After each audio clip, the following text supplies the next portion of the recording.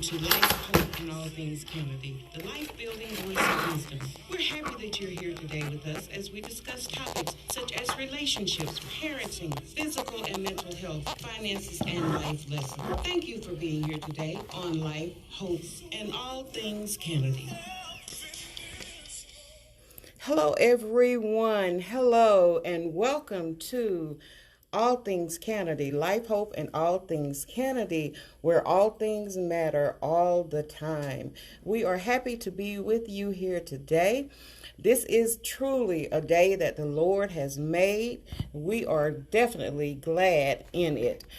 We are giving God thanks for being able to be here. We're giving God thanks for continuing to bless us, continuing to let us breathe in His air, and all of the many blessings that He is bestowing upon us.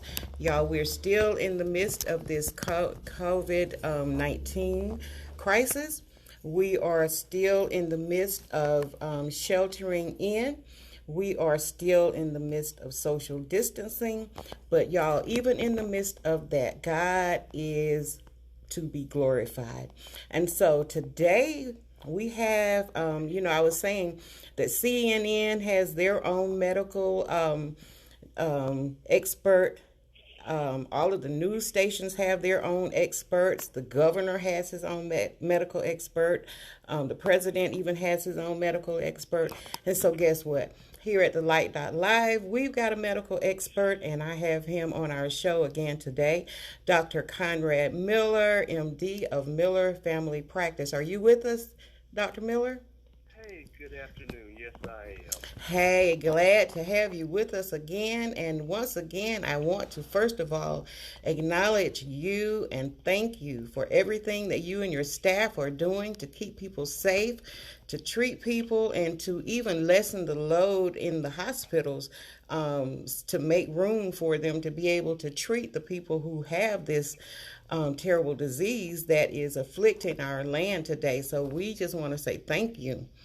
Thank you for the appreciation. You really built me up. I hope I can live up to half of that.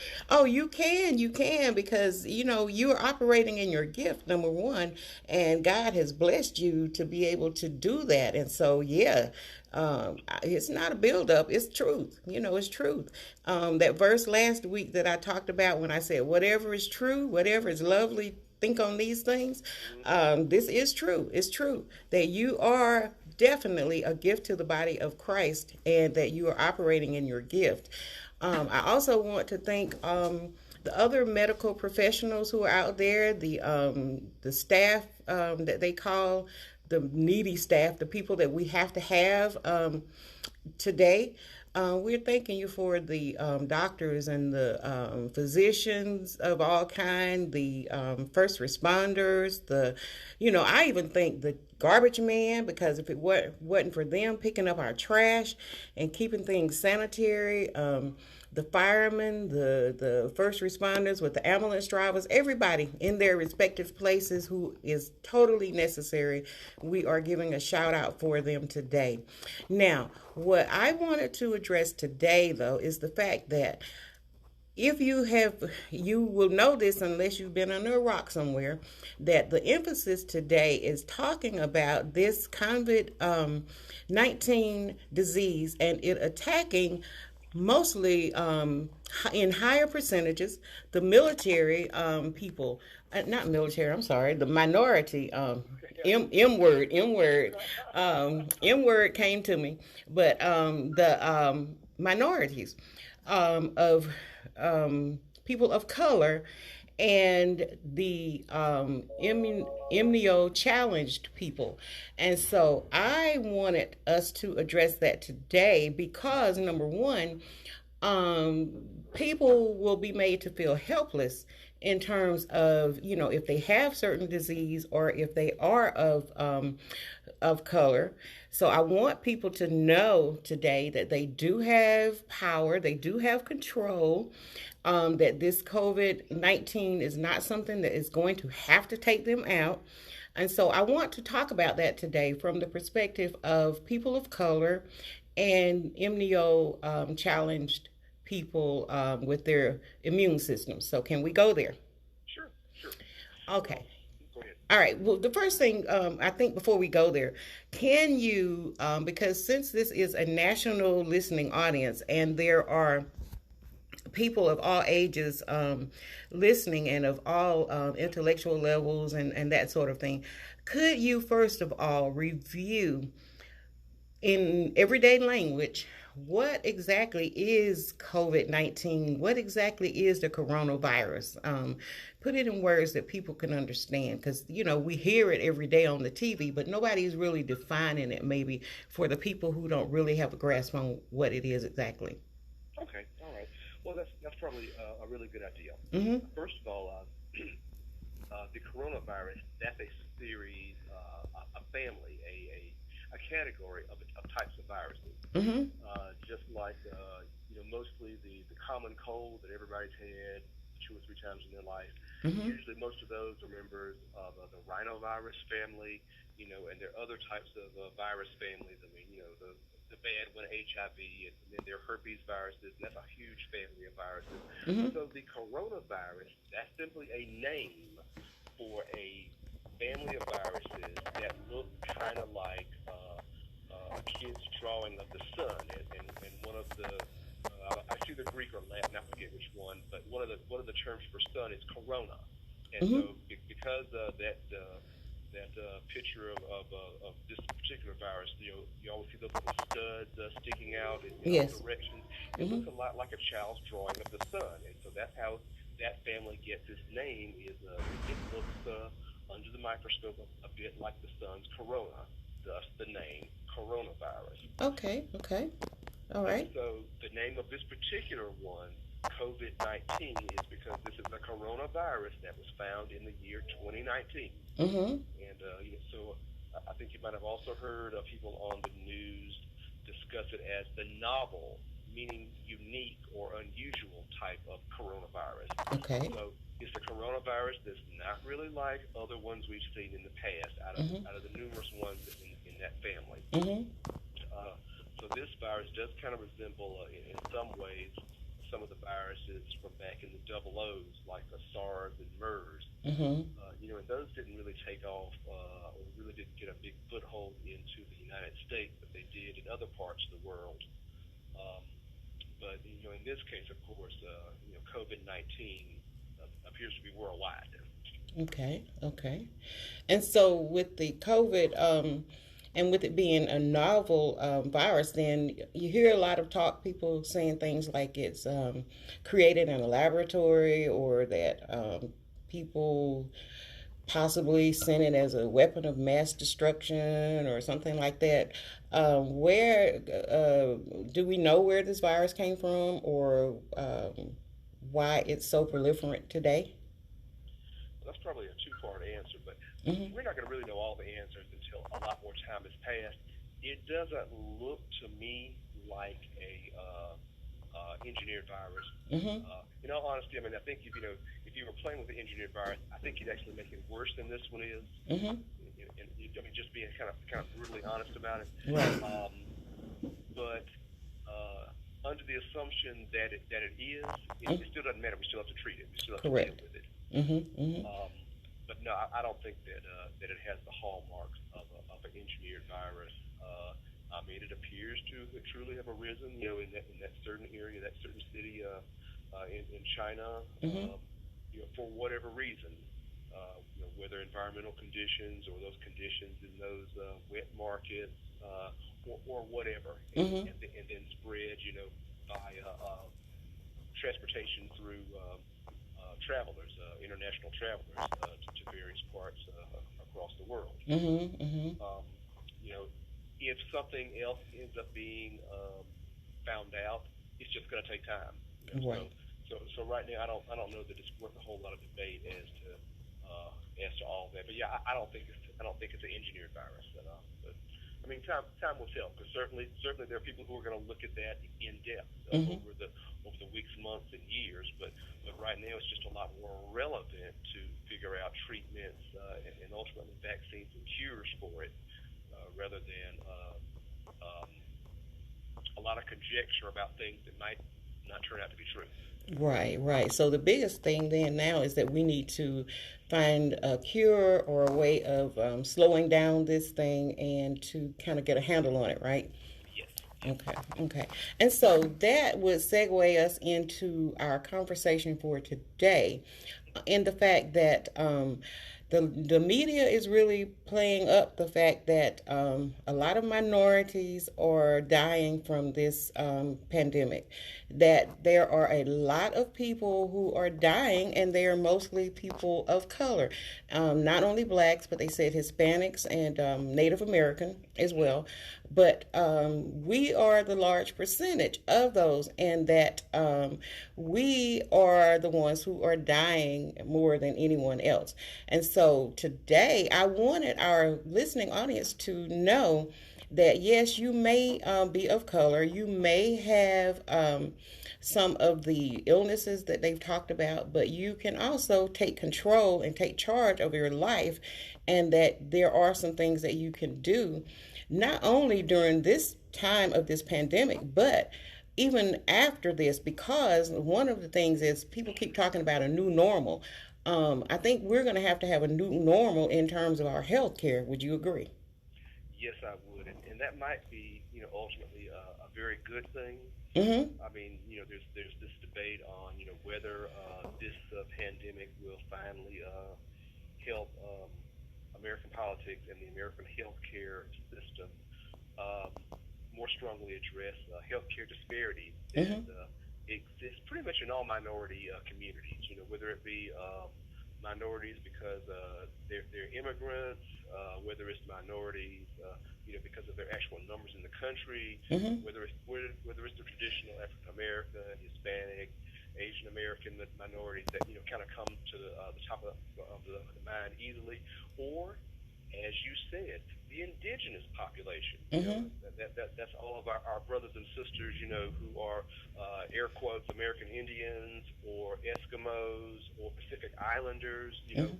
All those territories that are American out in the Pacific. Where these people are of a Polynesian or other indigenous type of origin. All those people, tend to have worse healthcare numbers across the board. Mm-hmm. It's always greater populations of obese, diabetic, hypertensive, and in some cases cancers, in all of those communities. Right, right. Well, let me ask you a question then. Is there something about our genetic makeup, our where we have come from in the past in terms of, regions of the country, things of that sort? Are there reasons for our being more prone to certain illnesses and certain things that compromise our immune systems? There's some genetic links, especially if you see one particular family that has a lot of certain cancers, or one particular family that has other traits. But genetically, there aren't that many differences between the races. Just despite what people in other cultures might say, Mm-hmm. um, we're we're we're a lot more, vast majority more alike than different. I think the bigger thing with all of these disparities is economics. Okay. I mean, when you think about the areas, the land areas of the country that indigenous populations have been forced to live upon, Mm-hmm. and even though those are allegedly their lands to rule over, then you'll have a big company want to run a pipeline through there, and pipelines always leak. Mm-hmm. Whenever there's a oil pipeline, it always ruptures, Right. and who suffers? Or whenever there's a toxic waste spill, it always ends up affecting, indigenous populations. Or whenever there is a oil refinery built, somehow it's always built in a poorer neighborhood. Mm-hmm. So Mm-hmm. you look at all those neighborhoods in Houston, and other areas of Texas where all the oil refineries are, Mm-hmm. and Louisiana as well. And those are guaranteed to all be poorer neighborhoods. I mean, you're not going to find an oil refinery outside of a golf course. Right. Correct. You're not gonna find one outside of a gated community. Mhm. Mhm. But you can drive down to Fort Valley, and there were chemical plants down there, and you can drive to Byron, Georgia, and there used to be a bomb factory there during World War II, and then it was a fireworks factory up until probably the middle of my adulthood. Mhm. You know, so I mean these are areas that are close to where you and I are making this phone call and this presentation from right now.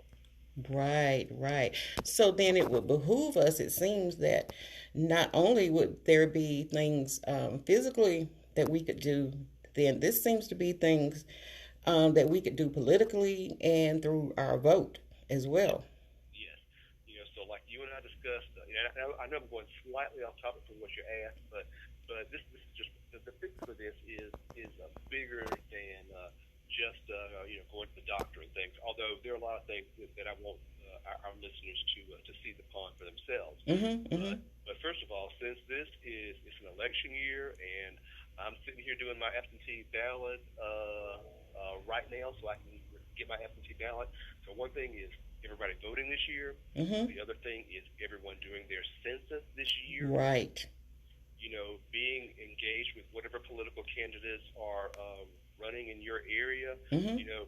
Talk to the guy, or communicate with the guy you like or lady that you like as a candidate, Mm-hmm. and communicate with the other people because your candidate might not win, so you need to be able to engage with whoever ends up in the seats as elected officials. Mm-hmm. Mm-hmm. So you got to be able to talk to the other side or the various candidates for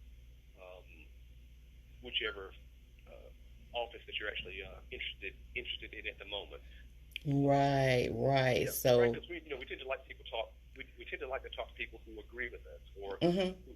but they might not win.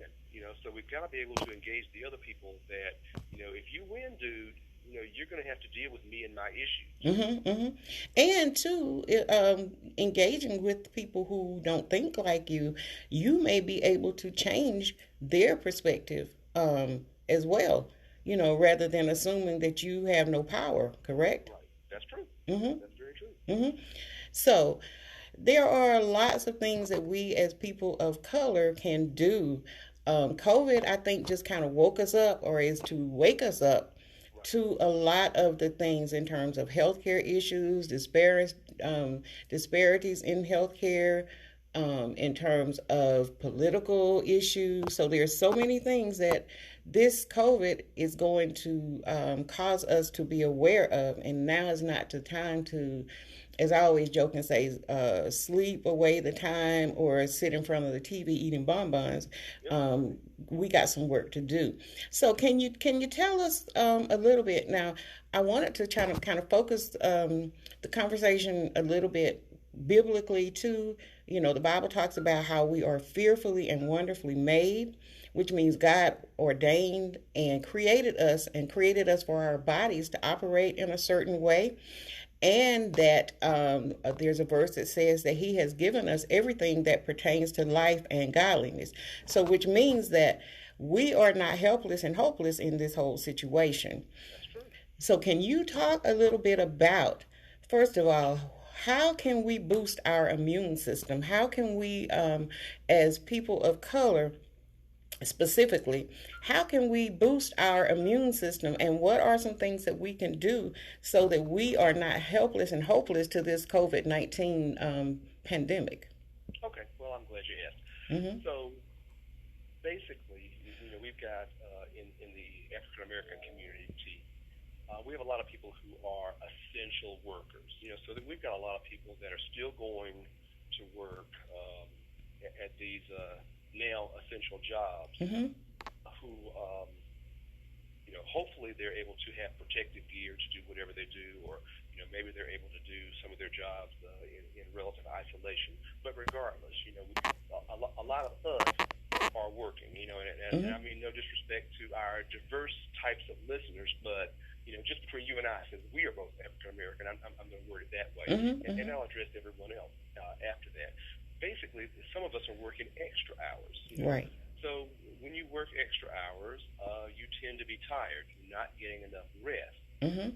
Sleep is needed needed to have a strong immune system. Okay. You know, so when you were saying, why perhaps are there more incidences in African American communities? One reason might be, or poor communities. One reason might be living closer together in higher population density areas. Mm-hmm. So if you and I both live in houses, but the majority of other essential workers tend to live in apartments, Mm-hmm. they're gonna live in closer proximity to each other. They're gonna have less space Right. for that breathing space. They might be sharing elevators, to get up to their apartment. Whereas if you live in your own townhome or your own house, you're not sharing that airspace, that personal space with other people. Mm-hmm. And again, we've already said that a lot of these people from poor communities are working. They're essential workers, so they've probably got longer work hours because there are probably less people to work. Mm-hmm. Right. And some jobs are allowing people who have known diagnoses that are serious cofactors for COVID. They're allowing them not to work right now. So, we've had some places in Middle Georgia where the job says, if you've got diabetes or blood pressure or some other conditions, they were able to have the month of April off. Mm-hmm. So that would make more work for the remaining workers. Right. Right. So again, if you're working longer shifts and you're working hard and maybe you're wearing protective gear while you're working, it actually is kind of hard to wear a mask all day long. It is. It's a drag. I mean, it's harder to breathe. It's uncomfortable, and we do it, but it does take a little bit of a toll on you. Mm-hmm. Mm-hmm. So these people are tired. Their immune system is down. Maybe they're not eating enough. Maybe they're not drinking adequately. I mean, I'm behind on my water today because I've been wearing a mask all day until a very abbreviated lunch break. So, all these factors lower the immune system. So we have to be cognizant of some things and be intentional about some things then. Like intentionally hydrating, intentionally, if we are in close proximity in our living spaces, to do whatever we can to distance even within our living situations.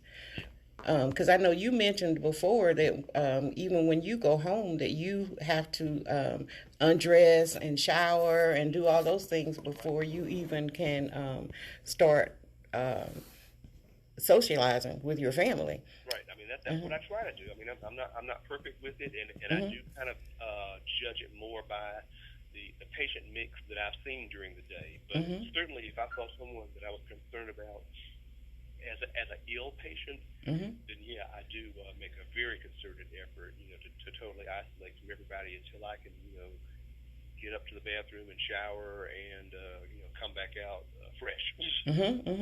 And for the listening audience also to know, for instance, that we are practicing socially distancing, which is why you're calling in online and I'm at the station, because you don't have the opportunity between talking to me and then going back to your patients to do all of the things that you would ordinarily do to make sure that you felt comfortable being around people. Right. We need you to stay around also. Yes, I need to stay around. I got a family. You got a purpose. Yes, and God has a purpose for my life, and I want to be here. I want to be here. And that's what I want to say to us in the listening audience. God has a purpose and plan for you people. He created you with a purpose, with a hope, and with a future, with an expected end. And we can't do it if we are not being purposeful in what we're doing and how we live our lives. So would you talk about eating? Because that's another thing. I know you mentioned on one of the shows that people had gained excessive weight that you were seeing. A decent amount of that. I've seen a few people that have lost weight. I was talking to one young man the other day, and because his gym was closed, he thought he was losing weight, but he thought he was losing muscle mass, which is not the best thing. But he was not eating all of his survival snacks, as you and I frequently joke about. So that one individual was kind of losing. I've had a few people that are losing weight just because they're off work and they're just doing lots of workout around the house. but the vast majority has tended to be people who literally are eating, their snacks and their potato chips that they stocked up on Mm-hmm. for the air quotes apocalypse. Mm-hmm. So we do want to, be cognizant of if you're home, trying to find a good regimen that you can do around your home or your apartment or wherever you're sheltering in place. Mm-hmm. There are lots of workouts online that personal trainers have put up, and even churches that posted on their websites or Facebooks or whatever. So there are lots of free or low cost ways to try to get some activity into your day.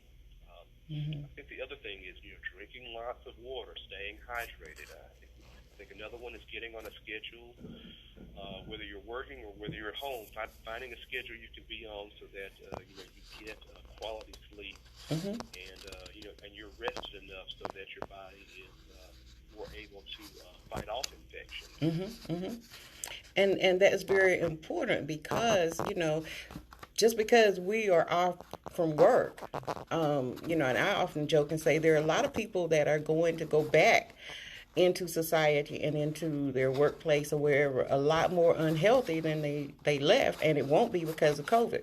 Yeah, that's actually true. I mean, you're Mm-hmm. actually right. Mm-hmm. Because once a body is used to doing something, an object that's in motion tends to stay in To motion. stay in motion. Mm-hmm. So if you're not going to work, because of COVID, and you're kind of on this weird schedule, you've actually lost some of that conditioning that was enabling you to do your job. Mm-hmm. Even if your job is relatively kind of sedentary, Mm-hmm.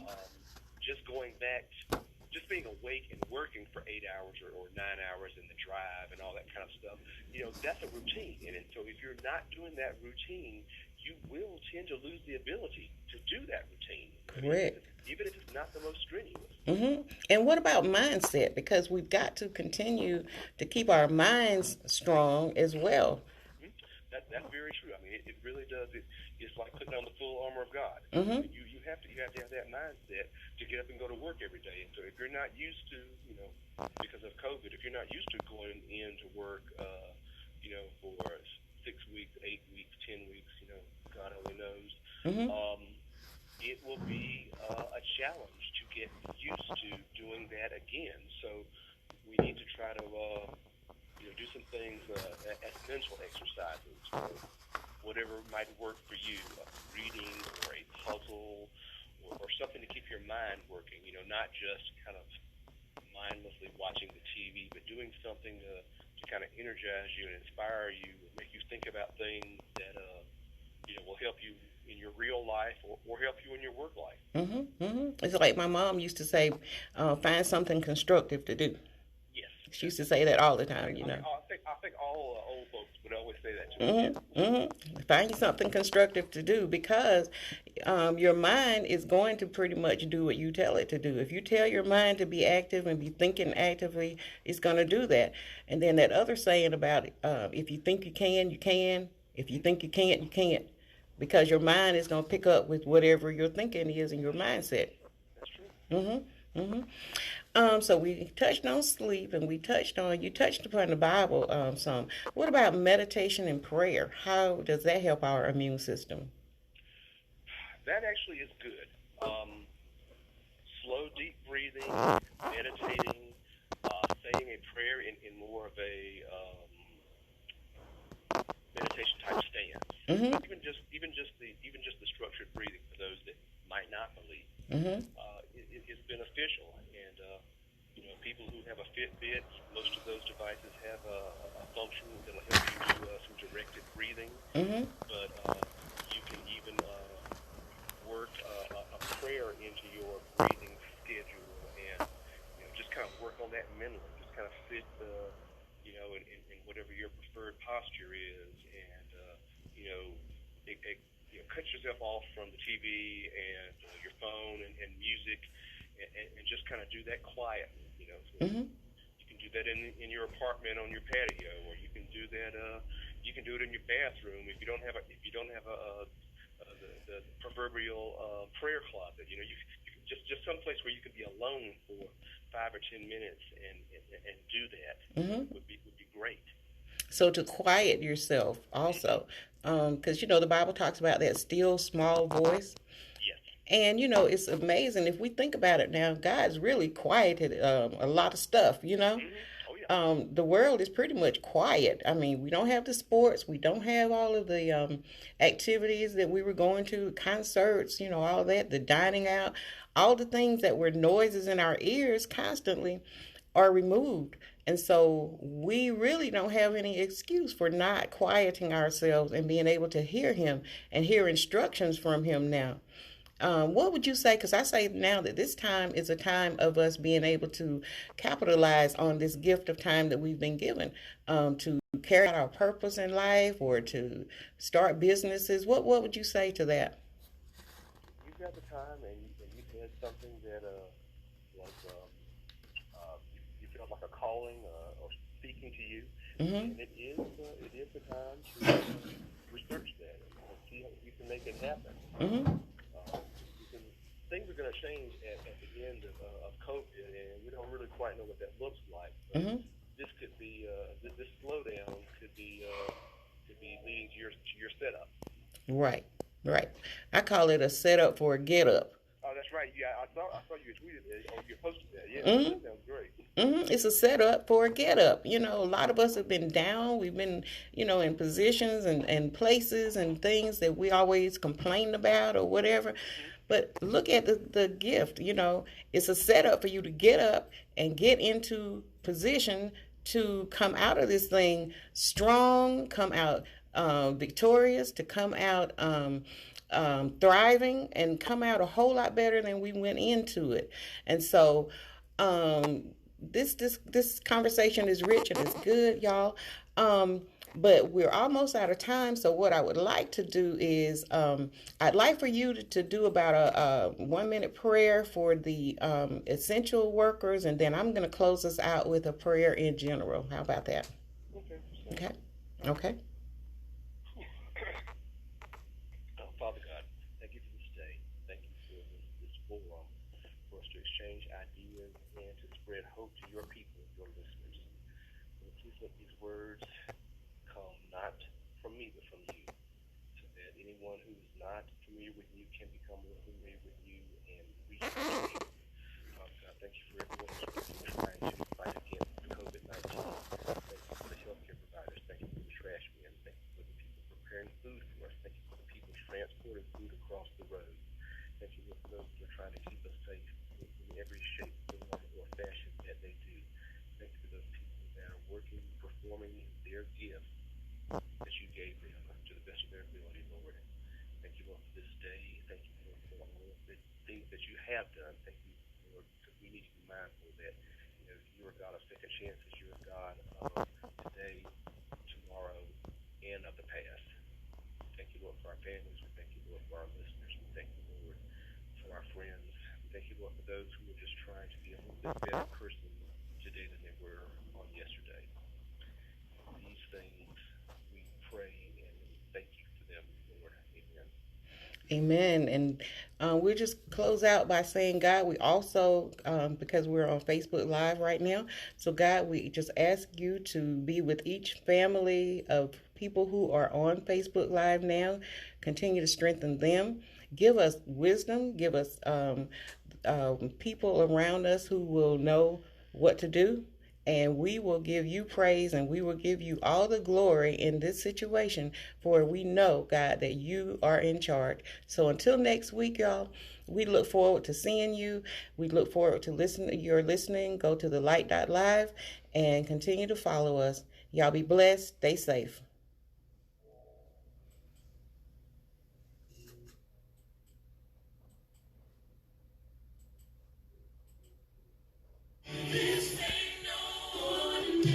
Thank you for experiencing the wisdom of life, hope, and all things Canady with his life-building attitudes and thinking from the perspective of timeless wisdom. Remember that you are valuable, you have purpose, and God has a plan for your life. Feel free to connect with me on Instagram and Facebook at All Things Canady. Email comments and prayer requests to allthingscanady@gmail.com. I look forward to our next time together.